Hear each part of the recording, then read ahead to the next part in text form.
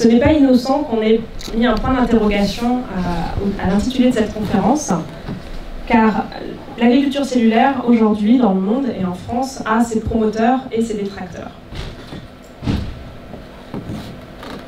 Il s'agit d'une technologie émergente qui a le potentiel, si la technologie le permet et si la compétitivité économique est au rendez-vous, de bouleverser complètement nos habitudes alimentaires et d'avoir un impact très important sur les animaux, sur la planète et sur la santé humaine. C'est cet impact potentiel qui met l'agriculture cellulaire sur le radar de notre association Altruisme Efficace France. L'Altruisme Efficace, c'est un mouvement international d'individus et d'organisations qui souhaitent aider les autres et qui souhaitent ensemble réfléchir aux manières de le faire les plus efficaces.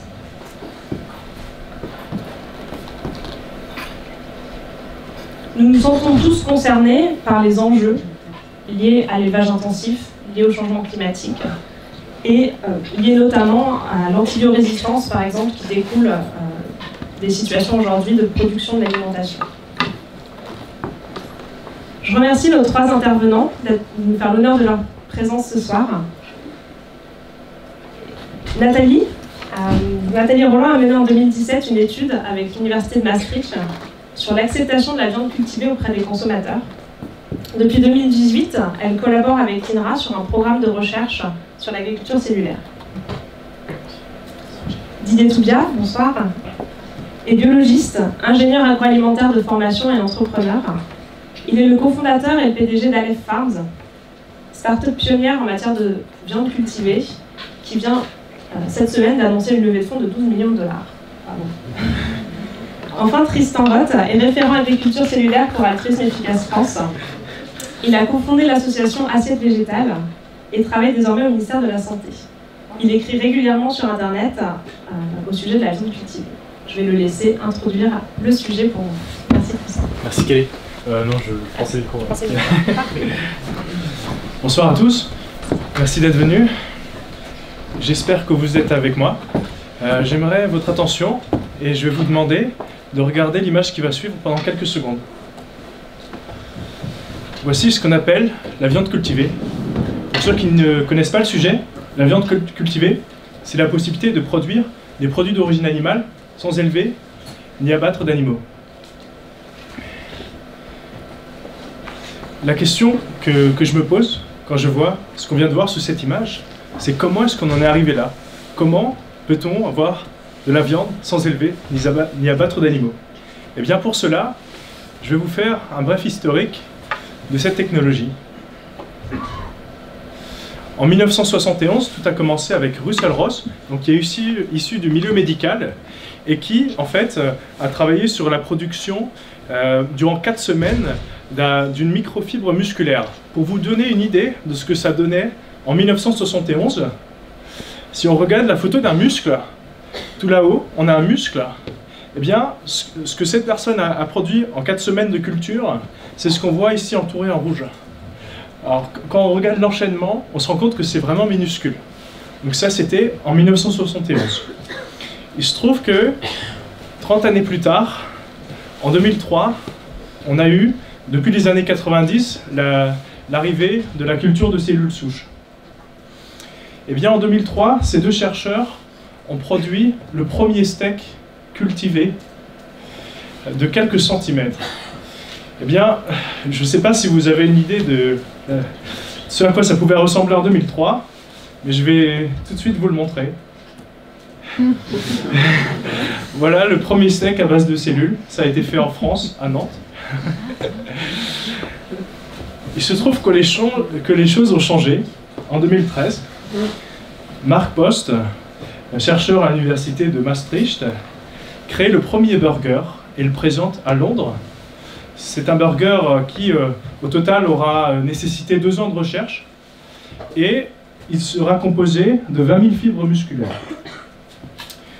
Donc, il débute avec des cellules souches, il suit le processus traditionnel de prolifération, il le met dans un milieu de culture, ces cellules, pour qu'elles puissent grandir, il les fait nourrir, il les structure pour leur donner une forme en 3D, et ce qu'il obtient,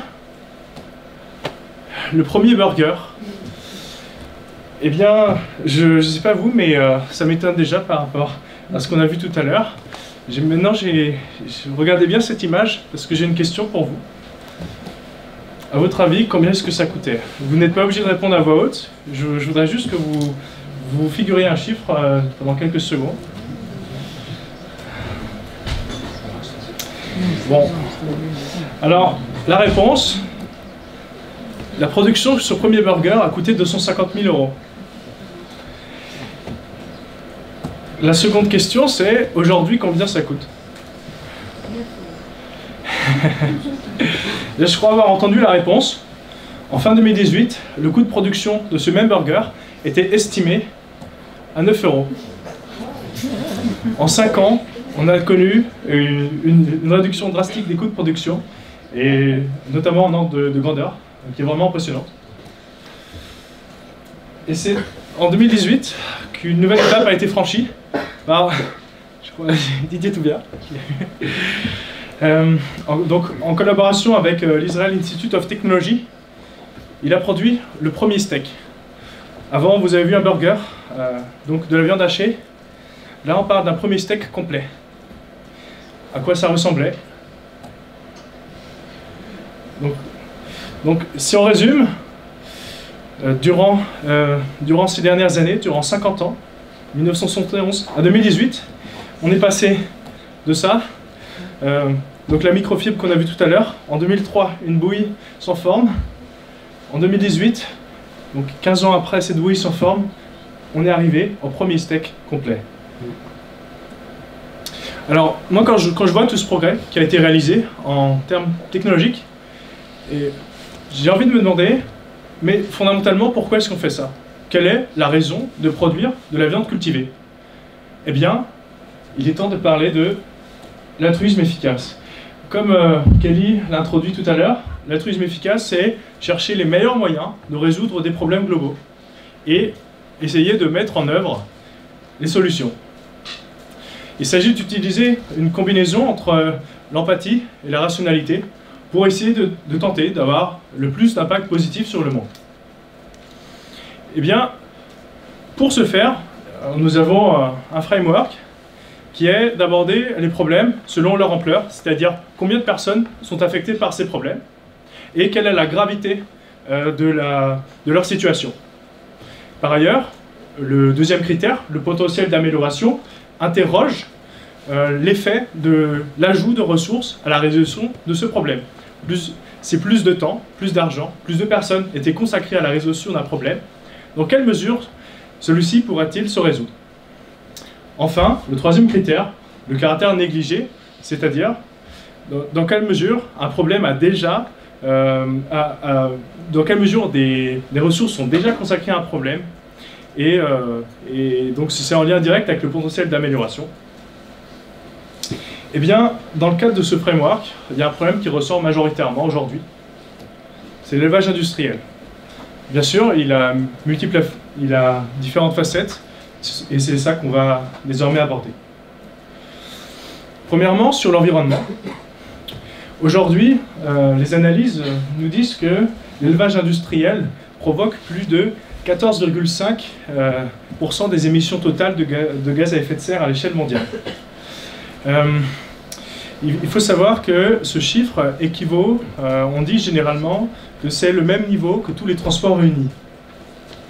Mais l'élevage, c'est aussi la gestion des ressources, et il se trouve que aujourd'hui, pour faire un steak, enfin en tout cas pour faire 1 kg de viande de bœuf, on a besoin de 8000 litres d'eau.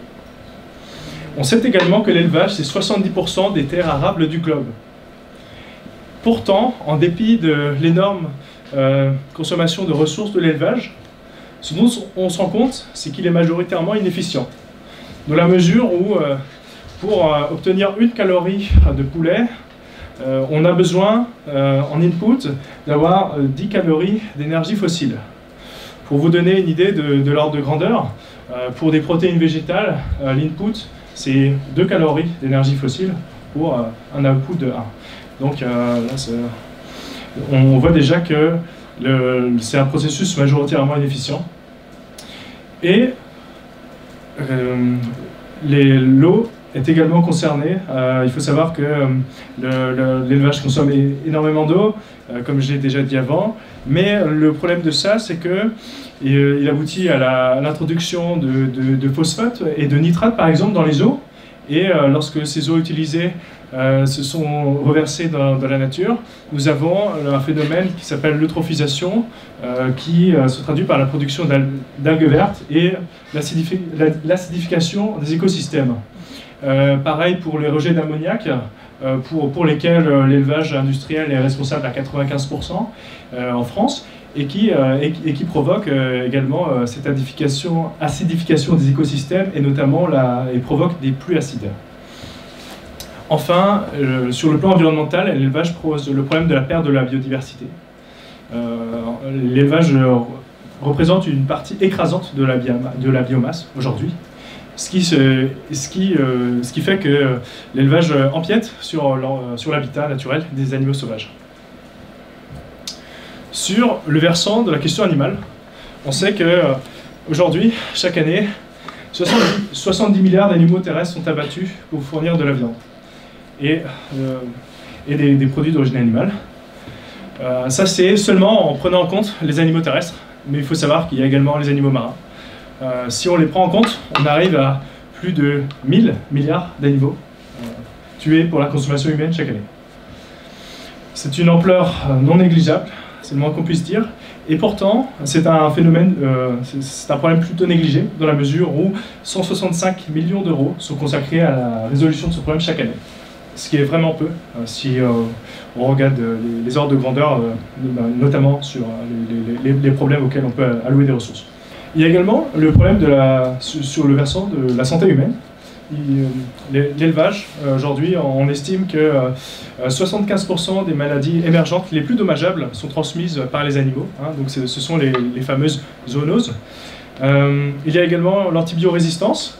L'usage des antibiotiques en agriculture animale est maintenant considéré comme l'une des principales causes de l'antibiorésistance. Et je ne sais pas si vous avez vu dans l'actualité, mais récemment, la Chief Medical Officer du Royaume-Uni a déclaré que l'antibiorésistance était une menace plus certaine que le réchauffement climatique en termes d'ampleur pour l'humanité au cours des prochaines années à venir.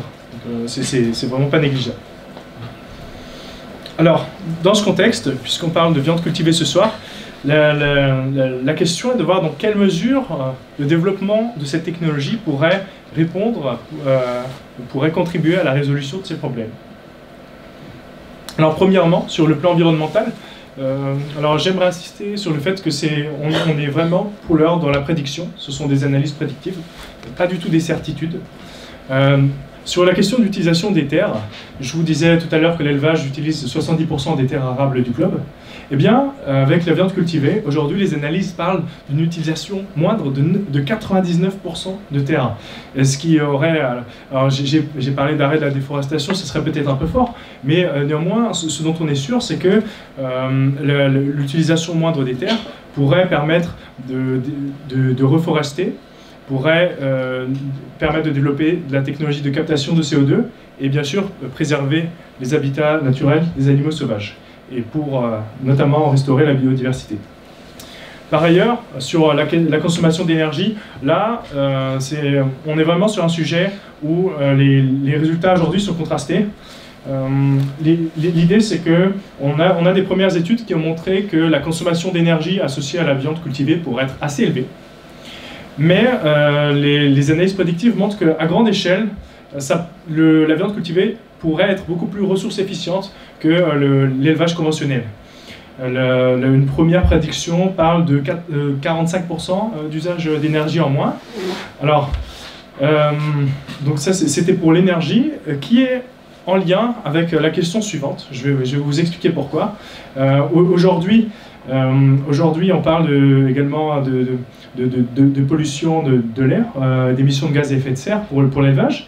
Eh bien, les analyses prédictives montrent que la viande cultivée pourrait produire beaucoup moins d'émissions de gaz à effet de serre.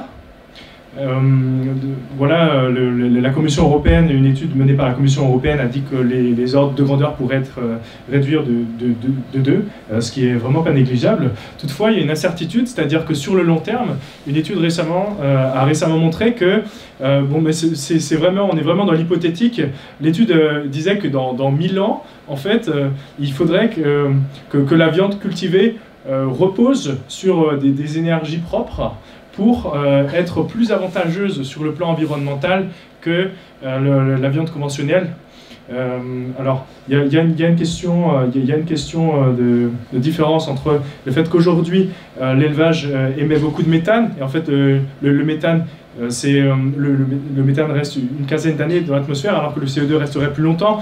Et donc voilà, la conclusion des scientifiques, c'est que, étant donné que la viande cultivée émet majoritairement du CO2 qui reste plus longtemps dans l'atmosphère, à long terme, il faudrait veiller à ce que la viande cultivée utilise de l'énergie propre pour être avantageuse et plus avantageuse que la viande sur le plan environnemental. Mais on peut raisonnablement supposer que d'ici 1000 ans, nous aurons des énergies propres si nous sommes encore là.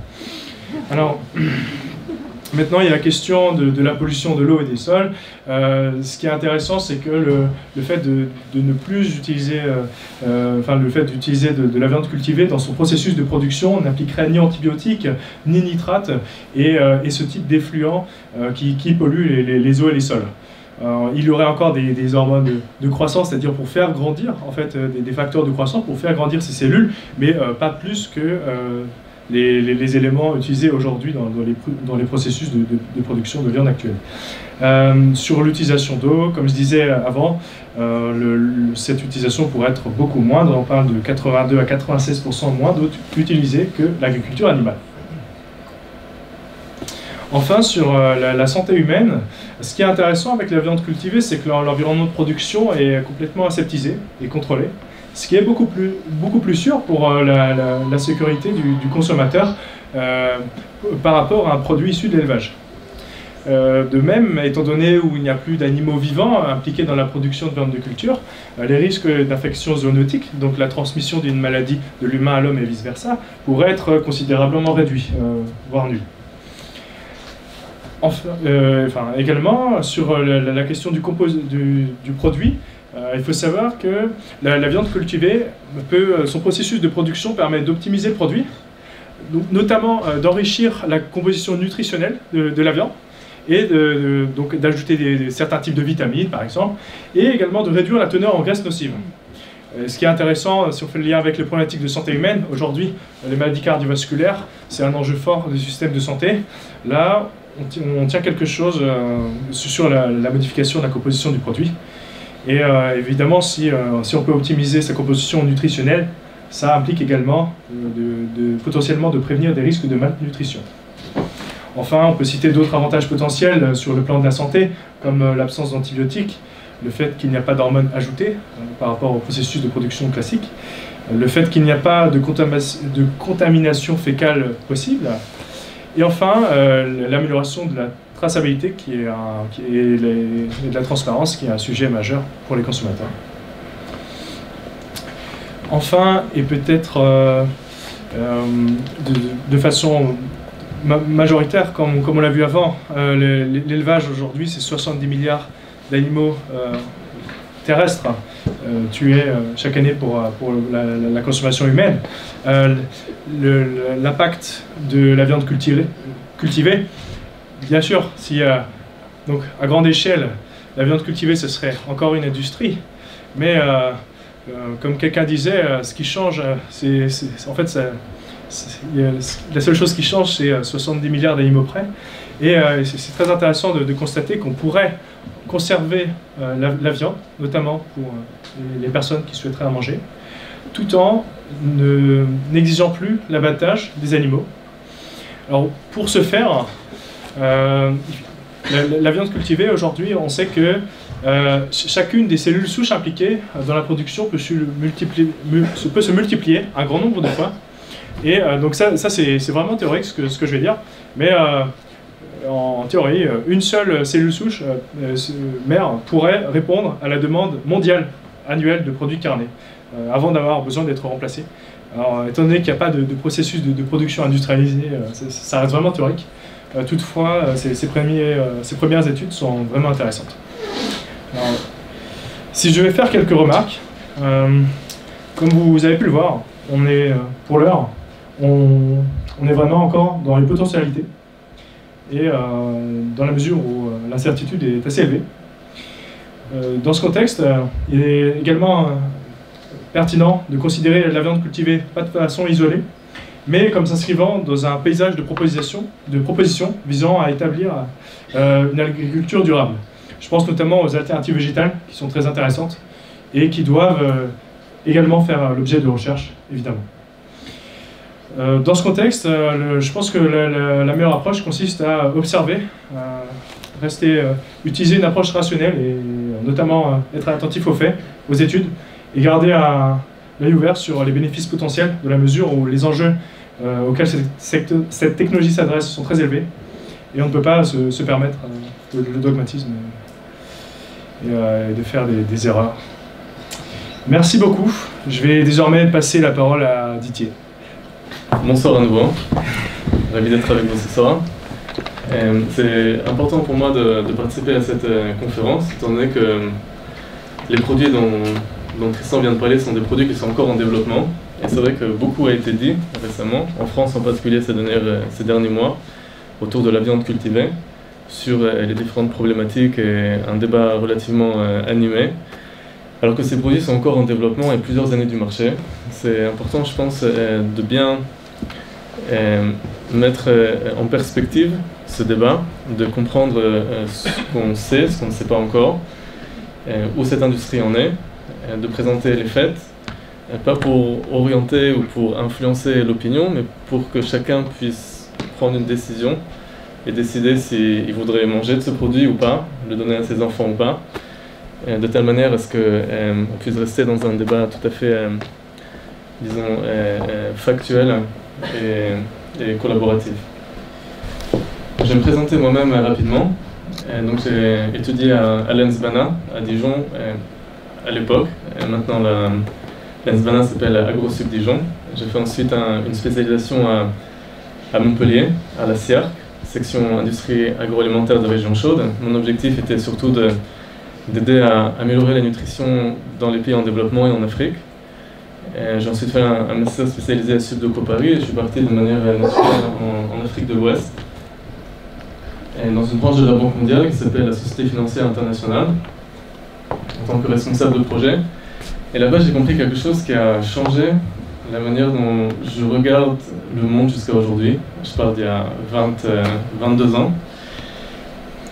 J'ai compris que le gros problème en Afrique n'était pas l'absence de ressources, mais la mauvaise utilisation des ressources. Et que les actions que la Banque mondiale ou d'autres organismes peuvent implémenter et mener dans ces pays sont très importantes, mais n'attaquent pas forcément le problème de base, qui est rétablir l'équilibre et l'utilisation des ressources disponibles. Et du coup, j'ai quitté l'Afrique et je me retrouve 20 ans après à me reconnecter à cette compréhension à l'époque de la situation par rapport au niveau mondial. Ma principale motivation aujourd'hui est le constat que les ressources qu'on utilise pour produire la viande aujourd'hui ne sont pas forcément des ressources utilisées de manière suffisamment efficiente, efficace, et qu'on pourrait produire une viande de bonne qualité, une viande saine, bonne pour la santé, avec beaucoup moins de ressources, tout en gardant la possibilité de bénéficier de cette expérience qui est de manger de la viande. La société Aleph Farms a été créée il y a maintenant près de 3 ans, en collaboration avec le groupe Strauss, qui est un groupe agroalimentaire, un groupe global, de petite taille, ce n'est pas un des grands groupes que vous puissiez connaître, et avec le Technion, qui est une université dans le nord d'Israël. Notre objectif était justement de proposer une réelle alternative à la production de la viande actuelle, c'est-à-dire de produire un vrai steak, c'est-à-dire pas seulement de la protéine animale, mais d'arriver à reproduire un processus naturel qui a lieu dans la vache, de régénération tissulaire.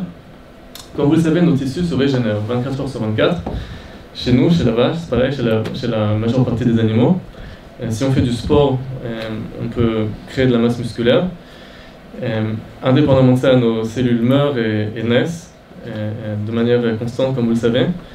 Donc il y a un processus naturel chez l'animal, d'une manière générale, ça en inclut l'homme aussi dedans, pour recréer, régénérer différents tissus, inclus de la masse musculaire qui est chez l'animal et de la viande.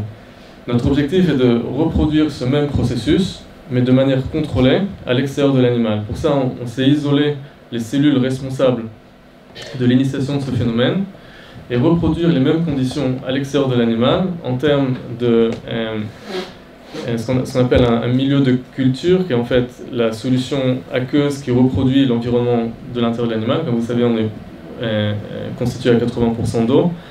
Reproduire les mêmes conditions de température, de CO2, d'oxygène, de telle manière que ces cellules continuent à se comporter comme dans l'animal. Donc on reproduit un processus naturel de manière contrôlée. C'est important de comprendre comme point de départ. On a vu tout à l'heure cette photo, donc je ne vais pas m'y attarder. L'idée, comme je disais tout à l'heure, est vraiment de pouvoir reproduire l'expérience de la viande.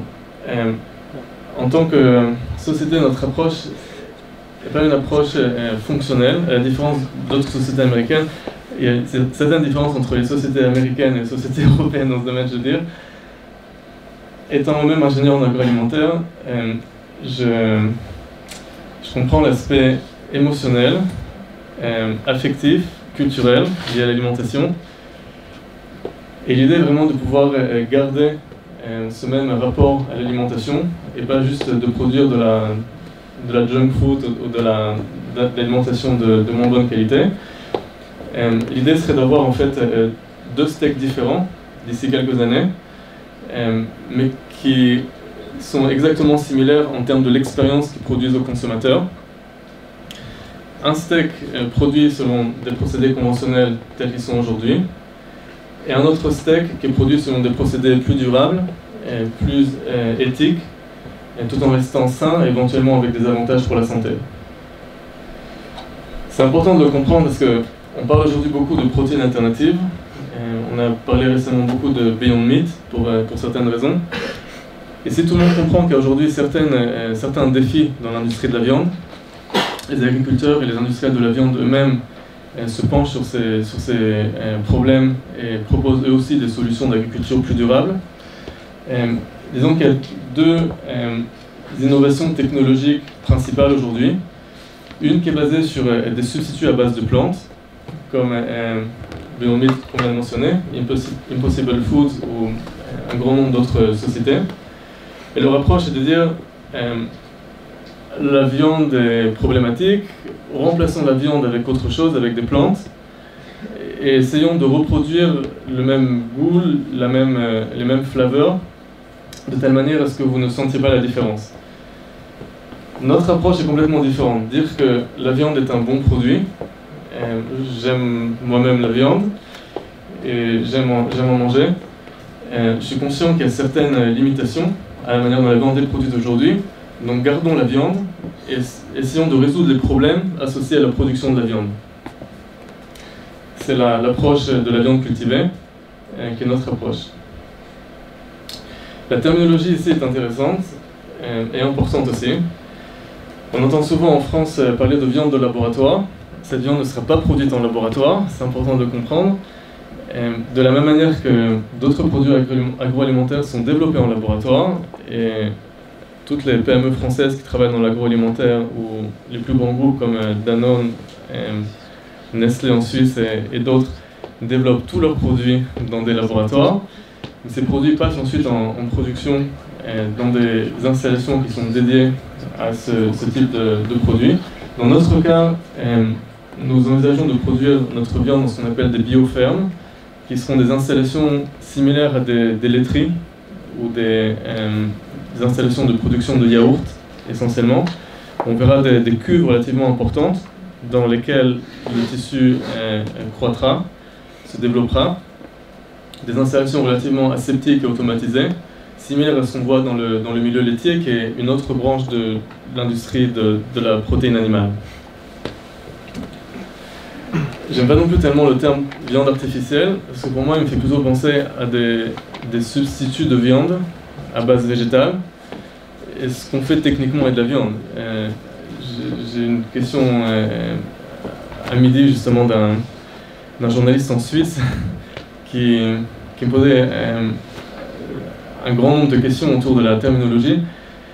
Et ce que je disais, c'est que si on prend nos produits et qu'on les emmène en laboratoire, de manière tout à fait anonyme, et qu'on regarde au microscope et qu'on analyse nos produits à la fois en termes de composition cellulaire, composition biochimique, nutritionnelle, le laboratoire dira que c'est de la viande. C'est-à-dire, techniquement, on est de la viande.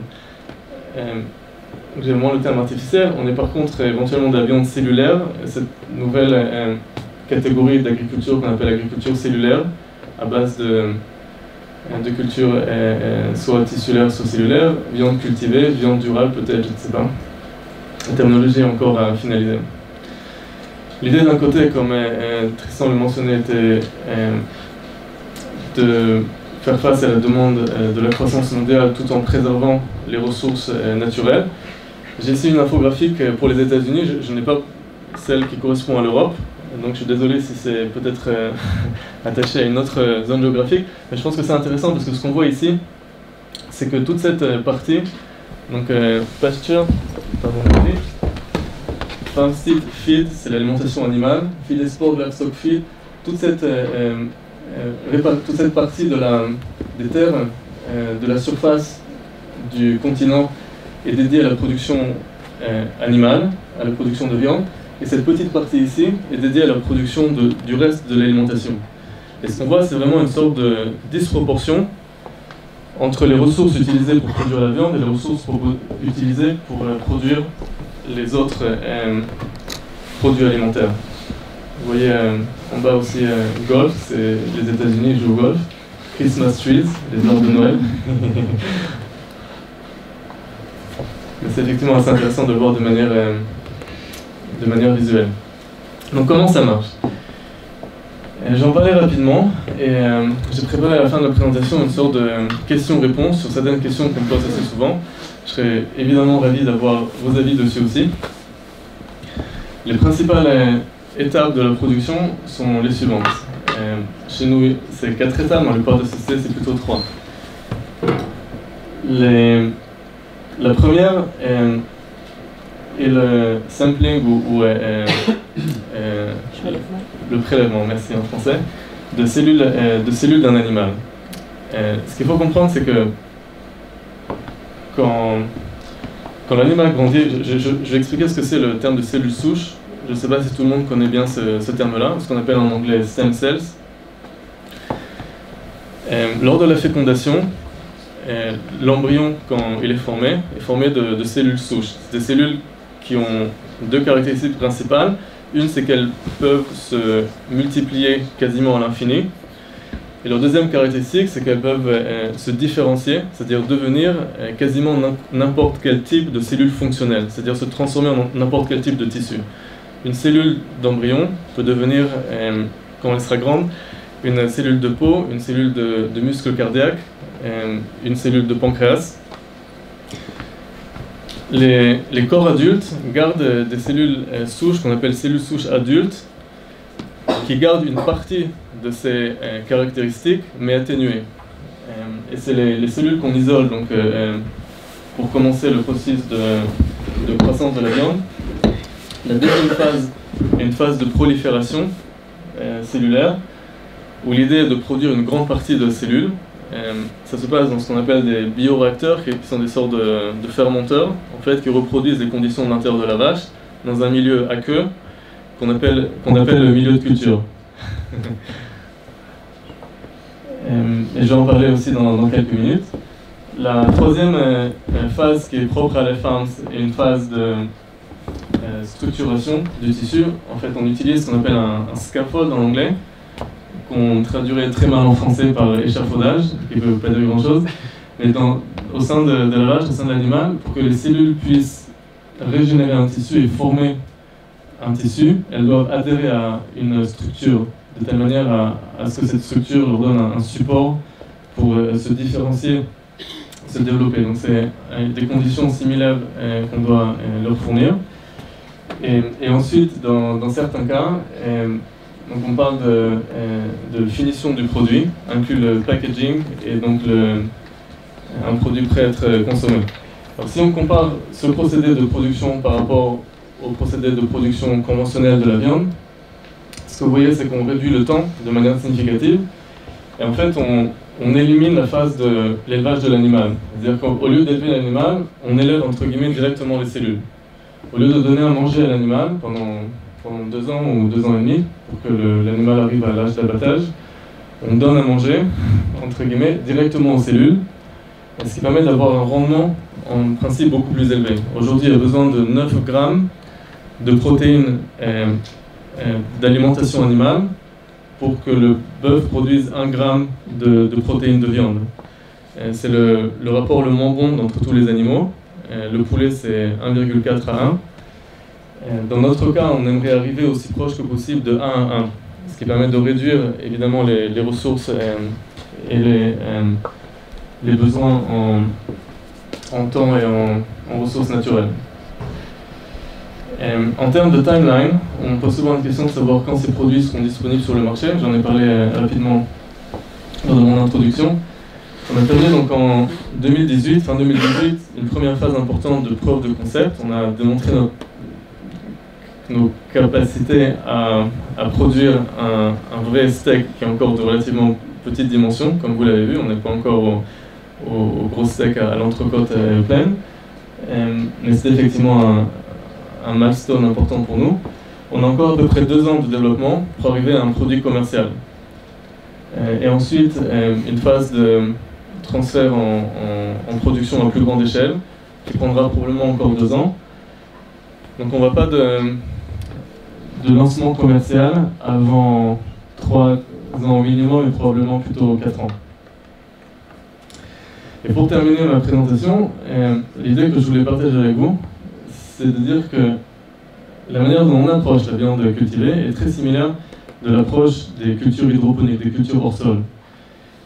Et la raison pour laquelle j'en parle, les technologies sont évidemment différentes, les défis sont différents, ça ne marche pas de la même manière au niveau scientifique, technologique, mais l'idée est exactement la même. De la même manière qu'on sait aujourd'hui produire des laitues hors sol, avec la même graine d'origine et le même produit en fin de course, le processus de croissance de la laitue est différent, est contrôlé, déconnecté du sol, avec moins d'eau, moins de nutriments. Ce que nous proposons dans le domaine de la viande est très similaire, c'est-à-dire qu'on utilise les mêmes cellules à l'origine. Notre objectif est d'arriver au même produit final en fin de process. On impacte uniquement le procédé qui est entre les cellules d'origine et le produit final, de telle manière à réduire les quantités en eau, en nutriments, et avoir plus de contrôle sur la production. Donc ce qu'on propose, c'est, si vous voulez, de la viande hors vache. Il y a les laitiers au sol, on fait de la viande hors vache. C'est un petit peu simplifié ce que je dis, mais l'idée est similaire. De la même manière que personne ne se pose la question quand on mange une laitue, si la laitue a été produite à même le sol ou hors sol. Je pense que dans quelques dizaines d'années, beaucoup de gens ne feront pas non plus la différence à savoir si leur viande a été produite dans la vache ou à l'extérieur. Ça c'est pour la présentation, si vous voulez un peu plus formel.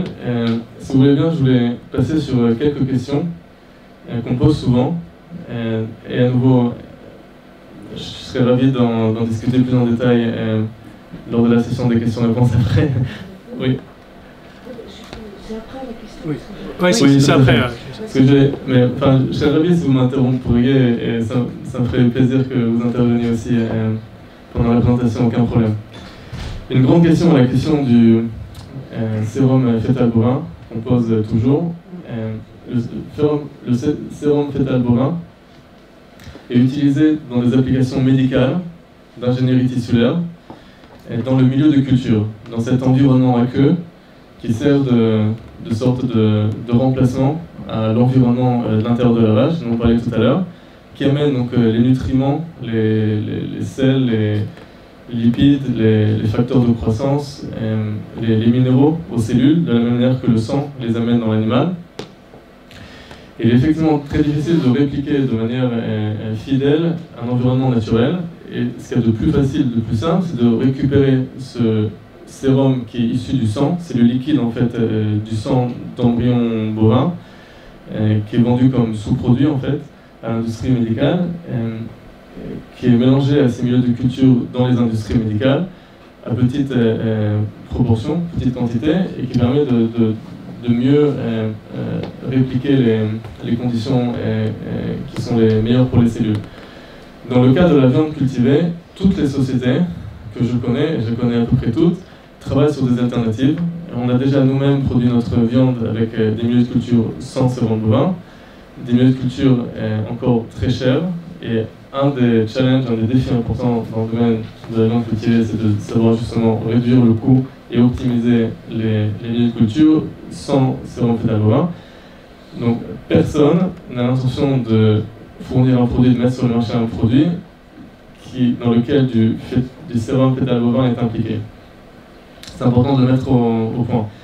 Donc, concernant les aspects de génétiquement modifiés ou pas, certaines sociétés travaillent sur des modifications génétiques pour réintroduire dans les cellules souches adultes dont j'ai parlé tout à l'heure des caractéristiques de cellules souches embryonnaires pour augmenter la capacité de prolifération des cellules et aussi leur aptitude à se différencier dans différents types de tissus. D'autres ne les modifient pas. En Europe, il y a une tendance à ne pas modifier génétiquement les cellules. Je sais que Mozambique, par exemple, en Hollande, travaille sur des techniques non génétiquement modifiées. Et notre objectif est aussi, de la même manière, de travailler sur des techniques non génétiquement modifiées. D'autres sociétés le font, mais à nouveau, c'est vraiment au cas par cas. Dans le cas de la viande cultivée, la croissance tissulaire se fait dans des conditions contrôlées, dans un système fermé. Donc en théorie, il n'y a pas besoin d'antibiotiques pour la phase de croissance tissulaire et de production de la viande cultivée, ce qui est un avantage comme il a été mentionné tout à l'heure. Au niveau des hormones, notre objectif ici aussi est de répliquer les mêmes conditions qu'à l'intérieur de la vache, dans le corps de la vache, comme chez nous, en tant qu'animaux aussi. Nous régulons en grande partie l'activité de nos différents organes par l'intermédiaire d'hormones, qui sont des signaux chimiques pour réguler notre activité cellulaire et tissulaire. Donc on doit produire aux cellules les mêmes facteurs de croissance auxquels ils sont habitués dans la vache. Et l'idée serait de ne pas en produire, de ne pas en fournir plus que ceux qui qu'on peut trouver de manière naturelle dans la vache. Au niveau de la durabilité, on en a parlé un petit peu tout à l'heure. Là aussi, il y a souvent des questions, par exemple en termes de l'eau. Il y a différents types d'eau. Il y a de l'eau qui provient de l'eau de pluie, de l'eau des nappes phréatiques. Dans les calculs des 15 000 litres qui sont nécessaires pour produire 1 kg de bœuf, il y a aussi une prise en compte de la pollution de l'eau. Notre approche est de dire que de l'eau, c'est de l'eau. À partir du moment où les ressources en eau sont diminuées, c'est moins d'eau qui sont disponibles pour d'autres activités. Donc on ne voit pas tellement de différence entre les différentes formes ou sources d'eau.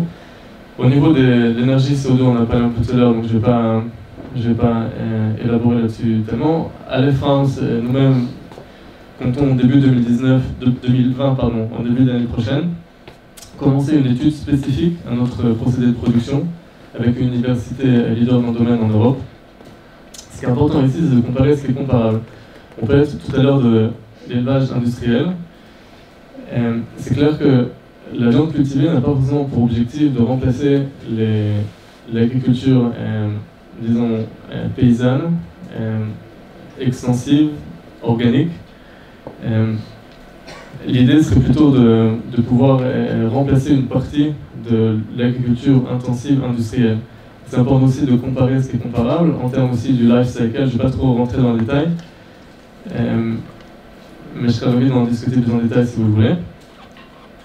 Et ce qu'on voit ici au niveau de la durabilité, c'est qu'il y a aussi d'autres étapes qu'on permet d'éviter, qui sont liées à la fois au transport et à la fois au processing et à l'abattage et au finishing de la fin de la chaîne. C'est-à-dire qu'en fait, il faut comparer la viande cultivée pas seulement à la phase de l'élevage même, mais à toute la chaîne, étant donné qu'on l'a réduit et qu'on l'intègre dans nos biofermes. Transparence. On en a parlé, donc je ne vais pas trop élaborer non plus. Ce que j'aimerais faire par contre, c'est d'abord, on est en train de travailler à la fin sur différentes actions pour augmenter la communication et améliorer la transparence de ce qu'on fait. Et je pense que ce qui est important à mettre en place, à bien comprendre, c'est que l'industrie de la viande aujourd'hui est une industrie qui a besoin de transparence. Combien parmi vous a déjà visité un abattoir? 1, 2, 3, 4. En fait, personne ou presque personne. Certaines personnes le savent. On a beaucoup de vidéos de L214, donc ça va que c'est... Ouais. Je ne sais pas si les vidéos de la 214 sont forcément représentatives de la moyenne, peut-être que oui, peut-être que pas, je ne sais pas. Mais d'une manière générale, c'est vrai que beaucoup de gens ont tendance à ne pas prendre en compte quand ils mangent un steak, ou à ne pas réfléchir, ou à ne pas, disons, ont tendance à obturer un petit peu, ou à, disons, ne pas penser à tout le processus qui a eu lieu pour obtenir la viande, et ne sont pas forcément très ouverts à comprendre et à connaître ce processus. Je pense que c'est important que l'industrie de la viande conventionnelle, de la même manière que l'industrie de la viande cultivée, relève ce défi de la transparence. Les risques de santé, je ne veux pas de risque particulier, il peut toujours bien sûr en avoir, et on le produit encore en développement. Ce qui est important de comprendre, c'est que AleFarms, je parle en tout cas pour nous, à ce niveau-là, voit la collaboration avec les autorités réglementaires comme une opportunité de communiquer et d'augmenter la confiance dans cette nouvelle méthode de production. L'aspect de la relation à l'animal. Ce que vous voyez ici, c'est intéressant, c'est une photo d'une des premières voitures qui a été développée. Et en fait, on fait souvent un parallèle entre le développement de la voiture et la viande cultivée. Pourquoi? Parce que jusqu'à ce qu'on invente la voiture, personne n'imaginait qu'on puisse se déplacer sur des longues distances sans animaux. Les animaux étaient la voiture, le camion, la camionnette, la moto, le vélo, que ce soit des chameaux dans le Middle East en Asie, ou que ce soit des chevaux bien sûr chez nous ici, ou des ânes ou d'autres animaux dans d'autres parties du monde. Et quand la voiture a été inventée, d'abord ce qui est intéressant de voir, c'est que les premières voitures étaient des calèches en fait. Et les personnes avaient la vision de comprendre ce qu'on pouvait faire quand on enlevait l'animal de l'équation. Et je pense que c'est quelque chose qui est très difficile à faire pour nous aussi. C'est-à-dire que quand on parle de viande cultivée aujourd'hui, on a tendance à essayer d'imaginer exactement la même viande que celle qu'on mange aujourd'hui parce que c'est ce qu'on connaît. De la même manière que les ingénieurs qui ont développé les premières voitures ont développé des voitures qui ressemblaient à des calèches parce que c'est ce qu'ils connaissaient. Mais il est clair que la viande cultivée ouvre aussi d'autres possibilités. Et la manière dont nous voyons les choses, c'est qu'on pourrait développer une nouvelle catégorie de produits carnés qui n'est pas forcément en concurrence directe avec la viande conventionnelle qu'on connaît aujourd'hui, parce qu'elle ouvre de nouvelles possibilités. Et beaucoup de gens sont effectivement préoccupés par la disparition des chevaux dans les bus de Paris. C'est pas pour ça que les chevaux ont disparu. Les chevaux n'ont pas disparu de la circulation. On a un rapport aux chevaux aujourd'hui qui est différent du rapport aux chevaux qu'on avait il y a 100 ans. Je pense que ce rapport est probablement plus sain aujourd'hui. C'est à vous de le juger. Une grande question, et j'ai vraiment terminé parce que je parle sujet qui m'intéresse beaucoup. L'aspect naturel ou pas? C'est une très grande question. Il est clair que la viande cultivée repose sur des technologies relativement avancées. D'un côté, il est aussi clair que l'élevage industriel d'aujourd'hui est loin de l'élevage traditionnel que nos parents ou grands-parents connaissaient. Il y a 50, 100 ans, dans les villages en France, quand on abattait un animal, quand on abattait un cochon, c'était un événement social. Tout le monde se regroupait, on le faisait une fois tous les quelques mois, quelques fois par an seulement. Et il y avait un réel rapport à l'animal qui aujourd'hui a tendance à disparaître dans les élevages industriels, qui existe toujours dans certains élevages plus paysans. Mais si chaque éleveur à l'époque, chaque fermier connaissait ses animaux par son nom, aujourd'hui c'est plus le cas dans beaucoup de élevages industriels où les animaux portent plutôt des numéros et ont moins de relations directes avec l'éleveur. On donne aussi à manger aux animaux ce qu'ils n'ont pas l'habitude de manger de manière naturelle. L'amélioration des races se fait aussi de manière proactive. L'élevage aujourd'hui n'est pas forcément naturel comme beaucoup de gens le pensent. Ça ne veut pas dire que ce soit mauvais pour autant, mais il faut mettre le débat en perspective. Il y a un autre sujet qui est intéressant par rapport à ça, et je ne vais pas trop développer, je vais envie de le faire après la présentation si vous voulez. C'est qu'en fait, ce qui caractérise l'homme par rapport justement à l'animal, c'est le progrès, la capacité à développer des technologies de génération en génération et de capitaliser sur le savoir de la génération précédente pour développer du savoir supplémentaire. Et en fait, tout ce qui nous entoure est lié à la technologie. Si je vous parle dans un micro aujourd'hui, c'est de la technologie. J'ai pris l'avion ce matin, j'étais à une conférence en Hollande, qui aurait imaginé il y a 200 ans qu'on pourrait avoir des calèches volantes. Ça paraît complètement absurde. Les téléphones portables, l'aspect naturel, pas naturel est souvent un petit peu hypocrite à mon avis, étant donné que quelqu'un qui veut vivre de manière naturelle n'a pas la possibilité de le faire du tout dans le monde d'aujourd'hui. Il faudrait qu'il retourne dans sa cave habillé avec des pots, ce qui ne se fait pas de manière très courante. Et c'est pour ça que je pense que la vraie question, c'est pas vraiment est-ce que c'est naturel ou pas naturel, c'est est-ce que c'est éthique ou pas éthique. La grande question, la responsabilité qu'on a, nous, comme société à la fin, c'est de faire en sorte que les technologies qu'on développe soient utilisées pour le bien, pour le progrès de l'humanité, et pas pour de mauvaises intentions. La question classique. Que va-t-il se passer avec les agriculteurs? Les agriculteurs ne sont pas du tout un groupe que nous voudrions remplacer. Je pense que le rôle des agriculteurs est le rôle de nourrir le monde. Ma femme elle-même est issue d'une famille d'agriculteurs. Et s'il y a aujourd'hui de meilleures technologies pour nourrir le monde, les agriculteurs doivent en faire partie. On parlait tout à l'heure des cultures hydroponiques, des cultures de salade hors sol, qui ont été intégrées dans l'agriculture aujourd'hui. Personne voit les cultures hydroponiques comme une menace sur l'agriculture et sur aucun lobby n'est actif pour empêcher le développement des cultures de laitue au sol. Donc si on fait un peu la comparaison, je pense que dans notre cas non plus, il n'y a pas forcément besoin d'avoir peur, et notre objectif n'est sûrement pas de remplacer les agriculteurs. Ce que je vois par contre, et je suis pas invité à parler dans des conférences liées à l'agriculture, c'est que l'industrie de la viande et les agriculteurs aujourd'hui font face à des défis qui sont les mêmes défis que nous essayons de résoudre. Des défis de durabilité, de réduction de l'utilisation des antibiotiques, de food safety, de réduction des contaminations. En Asie, on parle beaucoup de food sécurité. D'une manière générale, je pense que les solutions que la viande cultivée amène s'intègrent tout à fait dans l'évolution à long terme de l'agriculture et seront une partie de la solution. Pour terminer, je voulais vous remercier pour votre attention. J'espère que vous avez appris quelque chose. Et à nouveau, je serais ravi de continuer l'échange après la présentation. Alors, moi, je vais vous parler un peu des défis donc on a aujourd'hui dans cette industrie, enfin, industrie naissante de la viande cultivée, de l'agriculture cellulaire.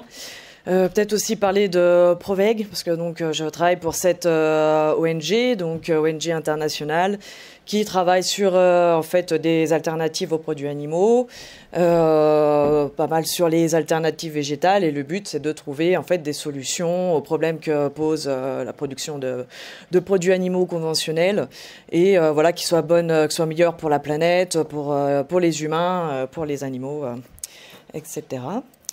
Donc, alors déjà, pour se rendre compte un petit peu, donc là c'est une carte des startups qui existent aujourd'hui donc dans l'agriculture cellulaire. Il y en a une trentaine qui travaillent sur de la viande.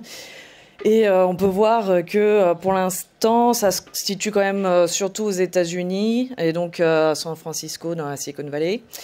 Mais bon, voilà, ça se développe quand même un petit peu partout. Il y a des projets qui naissent un petit peu à droite à gauche, donc c'est intéressant de le voir. Mais il y a quand même, voilà, les États-Unis sont quand même encore en avance là-dessus. Et là, par exemple, ce qu'on peut voir, c'est qu'au niveau de chez nous, donc de la France, on a 2 startups qui existent, donc des projets quand même assez récents. On a une startup qui s'appelle Suprême et qui fait du foie gras, et une startup qui s'appelle Vital Meat et qui est sur de la volaille.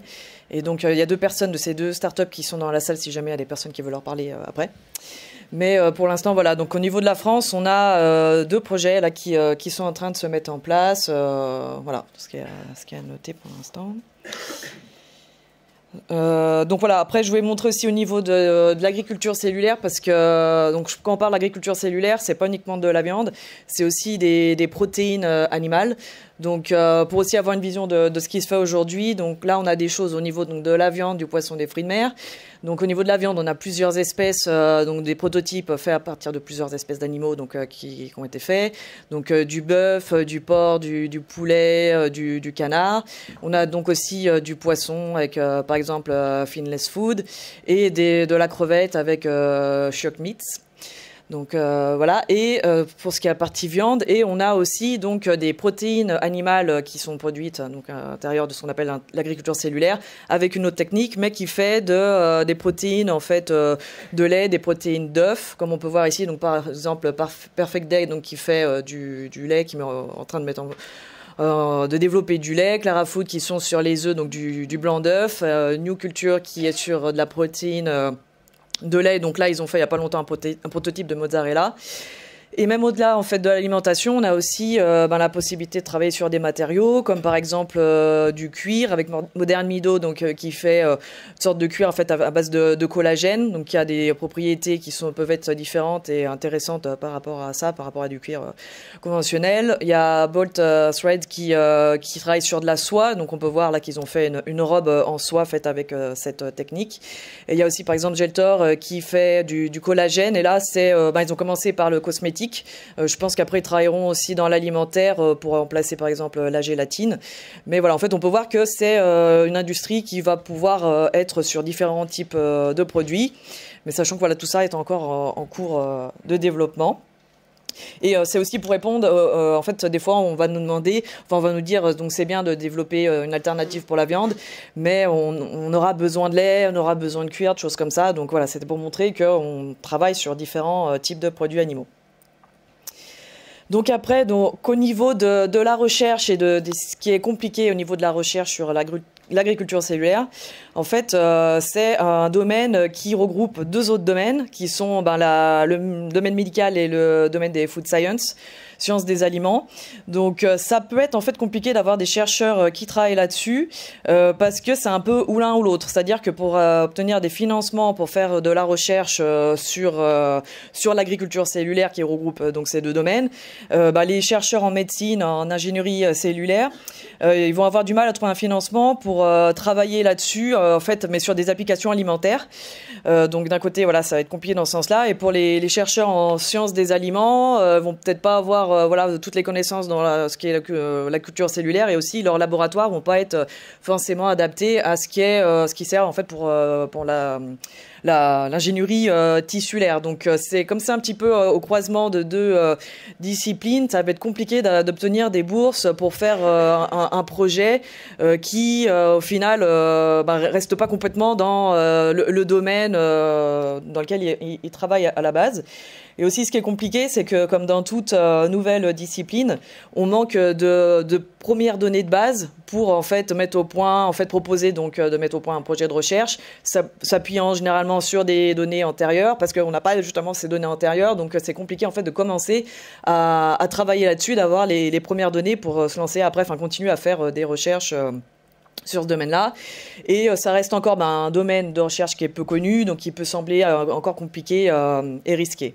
Donc ce qui fait que en fait on va pouvoir, c'est pas facile en fait d'obtenir des financements pour avoir des chercheurs qui travaillent là-dessus, et obtenir des bourses pour avoir des chercheurs qui travaillent sur ce domaine-là. Donc, pour remédier à ça, il y a des ONG qui se mettent, qui se sont formées, comme New Harvest. C'est une ONG américaine, un institut de recherche qui a pour but de financer justement la recherche sur l'agriculture cellulaire. Et leur but, c'est que ça soit une recherche ouverte, publique et collaborative, que tout le monde après puisse utiliser dans le but que la recherche se développe plus rapidement. Et ils ont différents programmes de bourses, de grants, là que vous pouvez voir ici. Donc pour les doctorants, les post-doctorants, ça peut être aussi des dissertations, des mémoires, etc. Ça, vous pourrez regarder sur leur site si ça vous intéresse, parce que je sais qu'il y a quelques étudiants là ce soir de biotechnologie notamment. Donc ça peut intéresser certaines personnes. Et voilà, donc c'est le type d'organisation qui a été créé pour aider justement à financer la recherche qui manque justement de financement. Alors, j'ai pas mon... C'était pour regarder là. Donc, il y a aussi une autre organisation qui s'appelle le Good Food Institute, qui est une autre non-profit américaine qui existe, qui est de développement, donc eux à la fois de ce qui est végétal et de l'agriculture cellulaire, et qui ont lancé un programme en fait de financement aussi de programmes de recherche, donc 1,5 million de dollars pour 6 projets, dans le but aussi de financer donc des travaux de recherche sur ce thème de la viande cultivée, de l'agriculture cellulaire. On voit par exemple que la Norvège va travailler sur la création de lignées cellulaires de plusieurs espèces d'animaux. Au Canada, ils vont travailler sur des facteurs de croissance. Au Royaume-Uni, sur l'optimisation de la qualité de la croissance de cellules musculaires et adipeuses. En Israël, ils vont être sur la conception de micro-porteurs comestibles. Aux USA, ça va être là aussi, le scaffold, structure de soutien pour avoir un marbrage de viande de bœuf qui qui s'approche le plus de ce qu'on a avec la viande conventionnelle. Et en Serbie, ils vont travailler sur des outils de contrôle de qualité en temps réel, notamment.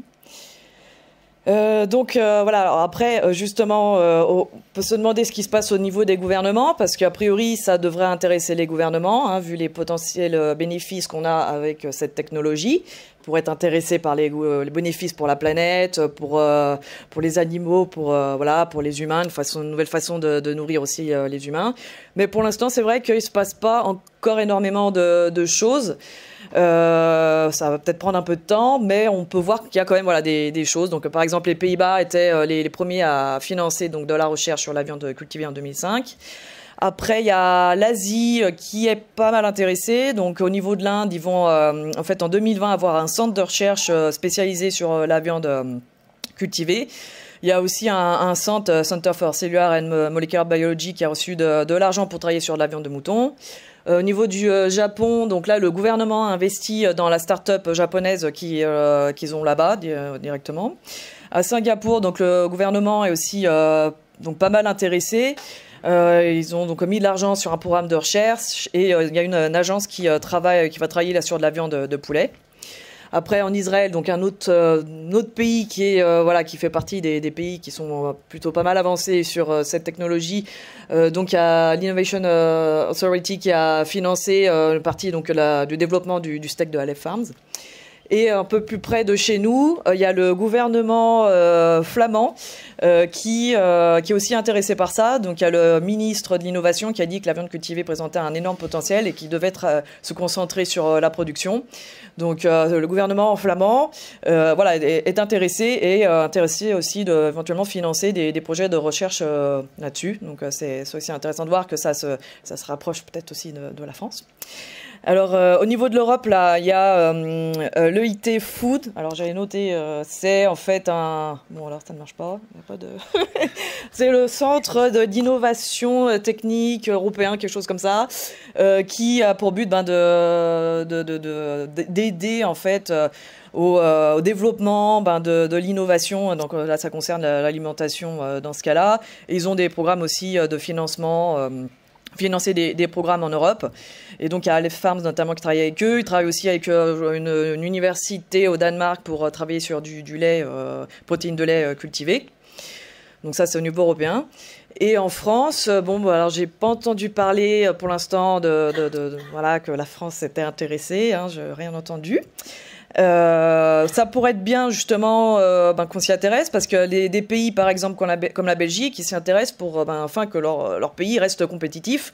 Ce niveau-là, ils voient bien l'intérêt de se placer en tant que leader et d'attirer des nouvelles entreprises. Après, voilà, en fait, chaque pays va aussi avoir son intérêt, c'est-à-dire que par exemple en Asie, on va avoir Singapour qui va être intéressé par ça au niveau de la food security, donc la sécurité alimentaire, le fait de nourrir la population, parce qu'en plus là-bas, ils n'ont pas vraiment beaucoup de ressources naturelles pour produire ça dans leur pays, donc ça les intéresse particulièrement. Et l'Inde, donc avec leur centre de recherche, eux, ils veulent se placer comme leader parce que ils ont bien compris l'intérêt, ils ont compris que la demande en protéines va exploser, alors dans leur pays mais aussi ailleurs, et ils veulent se positionner en tant que leader, être les spécialistes pour pouvoir aussi profiter de ça. Donc l'intérêt aussi des gouvernements, au-delà des bienfaits pour la société, c'est quand même de pas quand même rater le train de cette technologie qui risque d'avoir de l'intérêt aussi dans le sens de rendre le pays compétitif, créer des emplois et ne pas être en retard, tout simplement. Donc voilà, juste au niveau de la France, donc comme je fais partie d'un projet INRA, tout ce que j'ai pu voir, c'est que dans ce projet INRA, je travaille avec d'autres personnes de l'INRA et on va notamment faire une conférence en octobre sur ce sujet de l'agriculture cellulaire. Et j'ai aussi un budget pour faire une autre étude sur l'acceptation du consommateur de la viande cultivée. Alors, des autres choses aussi à faire pour pallier à ce manque de soutien. Donc, un des défis justement qu'on a dans ce domaine pour l'instant, c'est d'avoir donc des ONG qui s'occupent un peu de ça, donc, puisque les gouvernements sont pas pour l'instant très actifs. Donc, comme notamment aussi à Proveg. Et à Proveg, on a un incubateur pour aider donc les startups à se mettre en route. Donc à la fois sur le végétal et sur l'agriculture cellulaire. Et voilà, en fait, pour les gens que ça pourrait intéresser, je me suis dit que j'allais en parler rapidement. Donc, c'est un programme gratuit.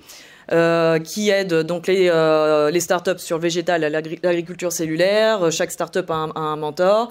Il y a différents workshops qui sont proposés avec différents spécialistes. On aide les startups à travailler sur leur marque, sur leur stratégie marketing. On les aide à la préparation de la production à grande échelle. On les prépare pour pitcher en face d'investisseurs. On les met en contact avec différents partenaires, des experts, des distributeurs, différents intervenants du secteur agroalimentaire. Donc il reste quand même pas mal de défis techniques devant encore, qui restent à surmonter pour les startups.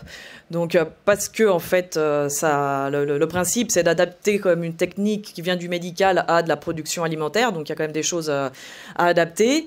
Donc des fois on a très peu de recherche de base en fait pour juste commencer à travailler sur notamment certains produits comme le poisson.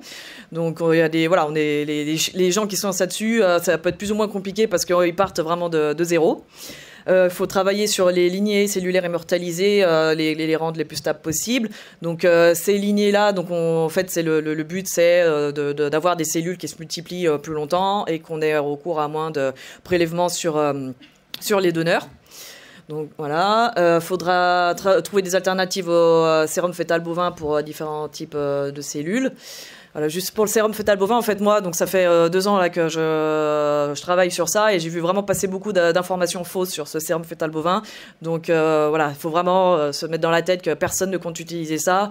Et je me demande un peu pourquoi il y a des gens qui veulent absolument, dans les médias, toujours parler de ça en laissant croire qu'il y a quelqu'un qui compterait utiliser ça alors que ça ne fait aucun sens parce que c'est pas éthique. Donc ça va complètement, c'est pas du tout dans le sens justement du bien-être animal qui est quand même un des buts principaux de ces alternatives.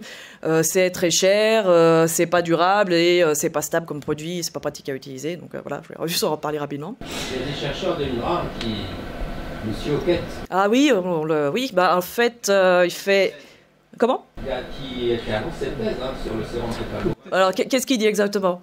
Je l'ai eu au téléphone là-dessus et il dit que c'est un danger justement que... pour le bien-être animal, la viande cellulaire n'est pas forcément une avancée. Alors, par rapport au sérum fœtal bovin ? Ah bah, je pense qu'il s'intéresse beaucoup au bien-être animal. Oui, en fait, il raconte un peu... il parle de ce qu'a fait Mark Post en 2013. Et dans le premier steak in vitro, il y avait ces produits-là. Mais comme a expliqué Mark Post, c'était une preuve de concept. Donc c'était vraiment un produit très très basique, loin d'être un produit final. Et maintenant, Mark Post aussi, il travaille... tiens, d'ailleurs, j'ai oublié d'en parler. Il travaille sur des alternatives parce que personne ne compte utiliser ça. Donc, il n'y a personne qui compte utiliser ça. Faut juste bien le comprendre. Donc là aussi, je me demande à quoi ça sert de faire circuler cette rumeur finalement. Parce que voilà, ça fait aucun sens d'utiliser ce produit. C'est vraiment un des principaux bénéfices de cette viande. On l'aurait plus quoi si on essaye d'utiliser ce produit-là. Mais c'est vrai que là, malheureusement, dans la presse française, on voit beaucoup passer ces informations qui sont pas en fait mises à jour, quoi, tout simplement. Donc, je pense que les journalistes, quand ils veulent parler de ce sujet, ils prennent toujours les mêmes. Donc, par exemple, Monsieur Hoquette, et ils vont pas trop chercher plus loin, l'impression, pour savoir s'il y a d'autres personnes qui peuvent. Je serais content de parler après. Ah bah oui. Bah oui, parce que. Ce soir. D'accord, très bien, c'est parfait. Élargir mes horizons. Ouais. Non, mais c'est vrai que je pense que les journalistes ont un peu tendance toujours à aller interviewer les mêmes personnes, alors que ça bouge, qu'il y a quand même plus de personnes qui travaillent là-dessus. Et en plus, Monsieur Hoquette, oui, c'est pas son travail principal. C'est un spécialiste de la viande. Il travaille plutôt avec les éleveurs, tout ça. Mais ça, c'est pas forcément non plus sa spécialité. Alors, je sais pas pourquoi il donne toujours ces mêmes informations qui sont pas vraiment mises à jour. Est-ce qu'il fait exprès pour donner une mauvaise image du produit Après, je ne sais pas quelles sont ses motivations. Mais c'est vrai que c'est un petit peu des fois, c'est un peu gênant de voir des informations fausses qui circulent, sur ça. Parce que moi en tant qu'ONG, j'ai envie qu'on parle des potentiels bénéfices. Donc il y a ça. Alors après, ce qui fait partie des défis techniques et ce qu'il faut faire, donc c'est l'optimisation du médium, donc la substance nutritive, donc qui va nourrir les cellules, et aussi le recyclage de ce médium. Il faut adapter les bioréacteurs, savoir quel type de bioréacteur est le meilleur pour cette nouvelle utilisation. Faut travailler sur les structures de support. J'ai traduit comme ça en français, scaffold. En fait, les structures sur lesquelles viennent se développer les cellules pour dans le but qu'on fasse des pièces plus épaisses de viande. Travailler sur des produits plus complexes, faire de la co-culture de différents types de cellules en même temps, c'est ce que fait Alem Farms. La vascularisation. Alors après, il y a aussi bien sûr les qualités organoleptiques des produits, parce que ça, faut regarder que les produits soient bons, parce que s'ils sont pas bons, je pense que ça n'intéressera pas grand monde. Et le fait de produire à grande échelle, là, les startups les plus avancées sont là-dessus actuellement. Comment produire à grande échelle, ce qu'ils ont réussi à faire à petite échelle pour l'instant avec les prototypes qu'on a vus. Et le prix, évidemment, il va falloir avoir le prix le plus bas possible, même si au départ ça devrait être plus cher, parce que on n'a pas encore d'économie d'échelle, on n'a pas optimisé encore le processus, mais faudra essayer de faire baisser les prix. Et donc, pour tout ça, il faut continuer à faire de la recherche, et donc il faut de l'argent et de la main-d'œuvre. Et aussi, une des difficultés qu'on a dans ce secteur, c'est que des fois, ça va être compliqué de trouver certains spécialistes. Parce que certains spécialistes sont difficiles à trouver, et puis certaines fois, sont pas forcément motivés par le fait d'aller se lancer là-dedans, parce que ça peut être vu comme une industrie qui est naissante, donc on ne sait pas ce qui va advenir dans le futur, donc ils préfèrent rester sûrement dans des industries qu'on connaît mieux, qui sont moins risquées. Oui, alors juste la photo là, ça montre un petit peu à quoi pourrait ressembler éventuellement une usine dans le futur, avec donc des grosses cuves dans lesquelles se multiplieraient des cellules, et on voit que là que ça serait plus facilement contrôlable d'avoir des animaux, parce que tout serait dans des cuves avec différents capteurs. Alors après, un autre défi, au-delà des défis techniques, ça peut être ce que pense le potentiel consommateur, donc l'acceptation du consommateur. Donc on a encore peu d'études de fait sur ce sujet-là, comme d'autres sujets, comme le sujet des effets sur l'environnement. Là aussi, on a encore peu d'études, donc on en voudrait plus. Donc il y en a peu, et en plus, les résultats varient beaucoup d'une étude à l'autre. Parce qu'à chaque fois, donc, ce sont peut-être des nationalités différentes, des profils de personnes différents, et en plus, la formulation des questions va être différente, le nom utilisé peut être différent. Donc, comme on en parlait avant, juste la façon dont on nomme cette viande, ça peut quand même beaucoup influencer sur ce que vont penser les gens. Donc, est-ce qu'on a pris un nom qui est d'emblée plutôt négatif, comme viande artificielle, ou est-ce qu'on va essayer de prendre un nom un peu plus neutre, comme viande cultivée ? Alors après, ce qu'on a vu voilà, dans les premières études, pas dans toutes, mais dans la plupart, c'est que l'acceptation des participants, des potentiels consommateurs, peut être plus élevée plutôt avec des jeunes qu'avec des personnes plus vieilles, plutôt avec des hommes qu'avec des femmes, plutôt avec des personnes éduquées que moins éduquées, plutôt avec des gens plutôt libéraux que conservateurs. Les consommateurs de viande sont aussi plus enclins à être en faveur de la production de cette viande et éventuellement vouloir l'acheter plutôt que des végétariens. Et plus une personne est informée sur le sujet, et plus elle, elle a tendance à avoir une acceptation plus forte, à être en faveur aussi du développement de cette viande. Donc c'est ce sur quoi on peut en fait jouer pour changer l'acceptation du consommateur, c'est vraiment donner des informations, expliquer ce que c'est, pourquoi on travaille là-dessus, quels sont les bénéfices potentiels, voilà, parce que en plus si les personnes à la base ont vu que quelques informations qui étaient en plus négatives et fausses, bon voilà, c'est sûr que l'information c'est quand même la clé pour l'acceptation du consommateur. Donc après, ce qu'on a vu, c'est qu'au niveau des bénéfices perçus, ce qui ressort a priori quand même en premier, c'est le bien-être animal, l'intérêt pour les animaux, hein, parce que on arrêterait de les tuer et on aurait besoin de beaucoup moins d'animaux. Donc, et c'est ce qui en fait est le plus évident à comprendre. Donc c'est ce qui ressort en premier au niveau des bénéfices perçus. Donc ensuite, après, c'est au niveau des bienfaits pour l'environnement. Ensuite, c'est par rapport au fait qu'on comprend que ça sera une nouvelle façon de nourrir les humains et de produire des protéines. Et aussi sur le fait que ça sera, il y aura une meilleure sécurité en fait des aliments, que ça sera mieux contrôlé. Au niveau des barrières et des peurs des gens sur lesquels on a fait donc les enquêtes. Donc le prix revient pas mal, donc la peur que ça soit cher, que ça reste trop cher, que ça soit un produit pour les riches et que voilà, c'est principalement ça. Alors moi je pense que c'est pas mal lié au fait que les journalistes ont beaucoup insisté sur le prix, notamment du premier burger in vitro de Mark Post. Parce que vraiment c'est vraiment ressorti beaucoup et j'ai l'impression que les gens sont un peu restés avec l'idée que ça coûterait extrêmement cher. Mais ils auraient pu dire que oui, ça coûte cher parce que c'est un prototype, c'est fait à la main, il y a eu besoin de beaucoup de gens pour le faire, mais comme tout prototype, le premier est très cher et après les prix baissent parce que voilà, on devient plus efficace dans la façon de produire ça. Mais je sais pas, c'est peut-être le fait que ça concerne de la nourriture, et peut-être les gens ont moins tendance à se dire ah oui, c'est vrai, normal quoi, le premier il est toujours cher parce que c'est du fait main et après le prix baisse. Donc après une des craintes c'est le goût, donc que le goût ne soit pas bon, soit pas au rendez-vous. Que ça soit pas naturel et aussi donc pas sûr, peut-être dangereux pour la santé. Alors là, juste quelques chiffres par rapport à quelques études pour montrer justement que ça varie pas mal. Donc au niveau, là on demande pas mal aux gens, est-ce que vous seriez prêts à goûter cette viande? Donc on voit que ça pouvait être du après 70, après du 20, du 50, du 24, 66, 20, 65. C'est voilà, pour l'instant ça varie beaucoup, difficile de se faire une idée. Pour prêt à acheter, c'était 52, 46, 30. Prêt à remplacer, 30, 50. Donc oui, pour l'instant, c'est quand même assez variable parce qu'à chaque fois, les conditions de l'étude sont différentes. À chaque fois, les informations données sur cette viande sont différentes. Donc c'est pour ça qu'on a autant de variabilité. Donc après, je vais vous parler un petit peu de l'étude que j'ai faite moi, donc à l'université de Maastricht en 2007. Et c'est une étude en fait qui est un peu différente des autres parce que on a pris une population représentative de la population néerlandaise, donc pas d'étudiants parce que souvent c'est plus simple et moins cher de prendre des étudiants pour faire les études et donc là il y a un biais parce que les étudiants donc sont jeunes, sont éduqués, donc ils peuvent avoir plus tendance à déjà être ouverts au concept. Donc là on voulait quelque chose de plus représentatif. On a eu des résultats qui étaient plutôt positifs et qui nous ont pas mal étonnés. Alors déjà, on a vu que plus de la moitié d'entre eux ont dit qu'ils avaient entendu parler de cette viande et qu'ils savaient ce que c'était. Donc apparemment, ils étaient bien informés.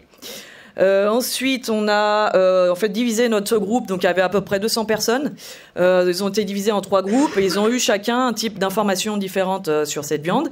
Le premier groupe a reçu des informations sur les bénéfices, je sais pas si on m'entend dans le truc, sur les bénéfices sociétaux, donc l'intérêt par rapport au bien-être animal, l'intérêt par rapport à l'environnement, le fait qu'on puisse nourrir les humains d'une nouvelle façon. Le deuxième groupe a reçu des informations sur les bénéfices personnels. Donc, on a expliqué comment c'était produit.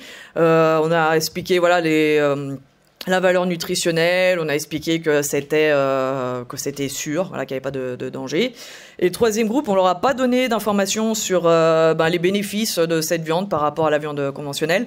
On a juste en fait parlé de viande de la même façon dont on parlait de la viande dans une publicité. En fait, c'était un peu ça. Et ce qu'on a vu, c'est que ce qui a amené une plus grande acceptation, c'était les bénéfices personnels. Donc c'est intéressant de voir que ce qui a quand même amené une plus grande acceptation, c'est de leur expliquer ce que c'était et l'impact sur eux-mêmes, finalement. Donc ce que je vois, c'est que j'ai l'impression qu'on n'en parle pas beaucoup actuellement, justement, des bénéfices personnels, le côté santé, tout ça. Et ça serait intéressant de le faire parce que c'est notamment ce qui rassure apparemment pas mal les gens, ce qui peut les amener à avoir une meilleure acceptation de cette viande. Donc faudrait peut-être plus le faire dans la communication. Et puis je pense que c'est une information que les gens attendent. Donc il faudrait peut-être plus parler de ça. Après aussi, ce qu'on a fait dans cette étude, c'est que on a proposé aux personnes de goûter cette viande. En fait, on leur a proposé de faire une analyse sensorielle, donc une dégustation de viande. On leur a présenté 2 échantillons de viande. On leur a dit un échantillon c'était de la viande conventionnelle et que l'autre échantillon c'était de la viande cultivée. Alors qu'en fait, c'était que de la viande conventionnelle. Donc on leur a menti pour qu'ils pensent qu'un échantillon c'était de la viande cultivée. Parce qu'on voulait voir, en fait, s'ils allaient eux-mêmes trouver des différences entre les deux viandes. Et on voulait aussi savoir le pourcentage de personnes qui allaient goûter cette viande. Et donc, le pourcentage de personnes qui a goûté cette viande, c'est 100%. Donc, on a été quand même étonnés parce qu'on pensait qu'il allait quand même avoir au moins 2-3 personnes qui allaient pas vouloir goûter cette viande. Et en fait, visiblement, ils étaient très curieux de le faire. Donc, ils ont vraiment tous goûté. Donc, on a été vraiment étonnés par ça. Et après, au niveau de l'analyse sensorielle, ils ont aussi préféré le goût de l'échantillon de viande cultivée. Donc, c'était les 2 mêmes viandes, mais ils ont préféré le goût de la viande cultivée. Ils ont aussi, pour 58%, plus de la moitié, ils étaient prêts, ils ont dit, à payer un premium pour acheter cette viande, parce qu'on leur a expliqué que ça pourrait être donc plus cher au moins au départ. Et donc, c'est un premium de 37 centimes d'euros sur une base de 1 euro pour un burger. Et après, donc, ce que j'ai mis là au niveau des résultats, donc c'était le 3e groupe qui n'avait pas reçu d'informations sur les bénéfices quelconques de cette viande. Et là, c'était une question ouverte, vraiment, qu'est-ce que vous pensez de cette viande? Donc c'était après les avoir informés, mais eux, ils n'ont pas eu vraiment d'informations sur les bénéfices. Et après, donc, la dégustation. Et on leur a demandé, qu'est-ce que vous pensez de cette viande? Des espoirs, des craintes, tout ce que vous voulez. Et ce qui est ressorti en premier, c'est que c'était bien pour l'environnement. Ensuite, ils ont dit que c'était bien pour les animaux, que c'était une bonne alternative, une bonne solution, une bonne idée. Après, ils ont dit qu'ils ont apprécié la viande. Mais bon, ça, c'était, ils pensaient que c'était de la viande cultivée, en fait, c'est de la viande conventionnelle. Ils ont dit que c'était une bonne façon de répondre à la demande mondiale de protéines, de viande. Et après, première crainte, là, c'était le prix. Donc, vraiment, dans notre étude, ce qui est ressorti vraiment loin devant au niveau des craintes, c'était le prix, la peur que ça soit cher et que ça soit que pour les riches. Et donc les commentaires étaient vraiment dans l'ensemble plutôt très positifs. Donc je pense que peut-être c'est parce que ça se passait dans la région de Maastricht, là où cette viande est un peu originaire quelque part, là où peut-être Mark Post est vu comme un peu quelqu'un de chez eux qui a été assez médiatisé. Donc ils ont peut-être plus enregistré les informations.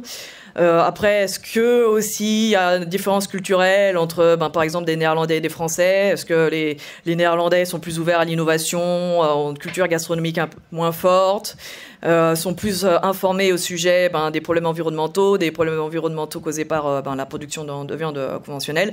Ça serait intéressant de faire la même étude avec d'autres nationalités. Mais c'est vrai que les résultats étaient plutôt intéressants. Et dernière chose, donc rapidement au niveau des autres défis, donc ça va être la réglementation. Mais bon là, en fait, on va voir ce qui va se passer. Là, pour l'instant, en fait, on peut juste se demander quel va être le processus de réglementation. Donc au niveau de l'Europe, on sait déjà que ça va être considéré comme une nouvelle food, que ça devrait être dans la Union List, qu'il faut attendre d'avoir des premiers produits finaux pour commencer ce processus de réglementation. Et après, donc, ce qui est demandé par rapport à ces nouveaux aliments, c'est qu'ils soient donc sûrs pour le consommateur, qu'ils soient correctement étiquetés afin de ne pas induire le consommateur en erreur, et que si c'est un nouvel aliment qui est destiné à remplacer un autre aliment, il ne faut pas qu'il diffère de sorte que la consommation de ces nouvel aliment soit désavantageuse sur le plan nutritionnel pour le consommateur. Donc là, c'est le cas de cette viande cultivée. Donc au niveau de l'Europe, ça sera ça. Au niveau des États-Unis, on avait un petit peu entendu parler justement de ce qui se passait aux États-Unis, parce que là-bas, il n'y avait pas en fait une seule grande agence qui régule tout ça. Ils ont 2 grosses agences, l'USDA qui est plutôt ministère de l'Agriculture, la FDA. Et en fait, ils savaient pas qui allait réguler quoi. Et depuis peu, là, en fait, ils se sont mis d'accord sur une réglementation conjointe. Et ils ont défini un peu qui allait réguler quelle partie du process. Donc, l'USDA, ça va être plus ce côté production, étiquetage. Et FDA, ça va être des choses comme la supervision des collectes de cellules, les banques de cellules, et tout ce qui est contrôle. Et aussi le poisson. Alors, je sais pas pourquoi les poissons, comme ça, enfin, c'est de la viande, mais bon. Donc à ça, après ce qu'on peut aussi penser, c'est que la réglementation pourrait peut-être plus rapide et facilitée en Asie, parce qu'on a vu que les gouvernements étaient intéressés, donc ils pourraient faire en sorte que ça soit aidé à peut-être accélérer. Apparemment à Hong Kong, la réglementation serait peut-être moins contraignante. Et au niveau de Singapour, il y a une association de vétérinaires, quelque chose comme ça, qui voudrait aussi établir un chemin en fait pour mettre en place cette réglementation. Donc on peut penser que ça sera en Asie en fait qu'on aura en premier ces produits, parce que ils seront autorisés là-bas en premier. Et après aussi, donc il y aura la question de l'étiquetage et de savoir, par exemple, est-ce qu'on pourra bien appeler ça de la viande. Donc il y a encore des choses qui seront à voir. Mais voilà, c'était juste un petit point sur la réglementation. Je crois qu'après, voilà, j'ai fini.